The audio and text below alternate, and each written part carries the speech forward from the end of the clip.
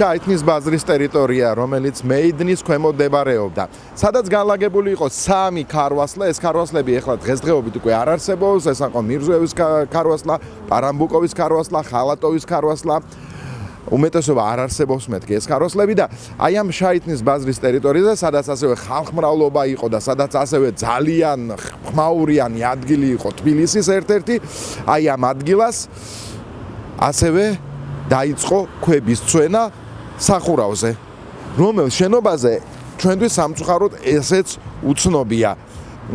როგორ დასრულებულა ამ ადამიანის ბედი, ვის სახლსაც აი ამ ქვებს ესროდნენ, ჩვენთვის უცნობია.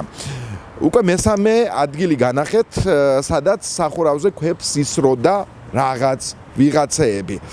მითოლოგიის მიხედვით, ქართული ჭინკებს ახასიათებთ ცელქობა. ერთ-ერთი ცელქობა არის, როდესაც კენჭებს ისვრიან სახურავებზე. მსგავსივე კენჭების სროლა გვხვდება სხვადასხვა ქვეყნის მითოლოგიაში. მაგალითად, არიან სკანდინავურ მითოლოგიაში ტროლები არიან, რუსულში არიან ეგრეთ წოდებული დამავოი, რომელიც ასევე ისვრის სხვადასხვა კენჭებს და ადამიანებს აწუხებს, ხო? თუ ადამიანი რაღაც ცუდად იქცევა. 3 ადგილი, რომელიც სავარაუდოდ შესაძლოა აი ამ ჭინკებთან იყო დაკავშირებული. ერთ-ერთი ჩემი ძალიან ახლო მეგობარი კეთი აგლაძეს პირად საუბარში აქვს ნათქვამი ესეთი რაღაცა. ბავშვობაში მას ძალიან ხშირად უყვებოდნენ ჭინკების შესახებ. ბებია უყვებოდა და ბებიას ერთხელ შეეკითხა, რომ ბებიაო, ამას მიყვები ჭინკების შესახებ და ჭინკებიო, საერთოდ არ მინახია, სად არიან ეს ჭინკებიო? და მაშინ ბებიას უპასუხია, ეს ჭინკებიო ხალხში გაიფანტაო. ხალხშიც არისო, შეიძლება ეს ჭინკები თბილისშიც კი აღმოჩნდნენ.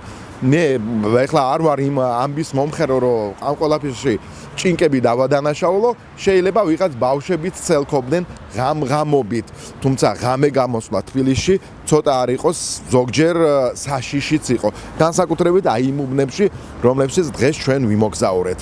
ესენი იყვნენ ჭინკები თუ ესენი იყვნენ ბავშვები, ან ვიღაც ადამიანები, რომლებიც გაბრაზებულები იყვნენ იმ სახლის მაცხოვრებლებზე და კენჭებს ესროდნენ სახურავებს, მოდი დავტოვოთ კითხვის ნიშნის ქვეშ, იმიტომ რომ ქალაქურ ლეგენდებს უყვარს საიდუმლოებები და ზოგიერთი საიდუმლოების ამოხსნა არც არის ზოგჯერ საჭირო. მე ესე ვთვლი. შალიკა სტუდია, ვლასი ვაწაწე, სპეციალურად თქვენთვის ღამის თბილისიდან. ჩვენ ვსაუბრობდით ჭინკების შესახებ. მალე შეხვედრამდე.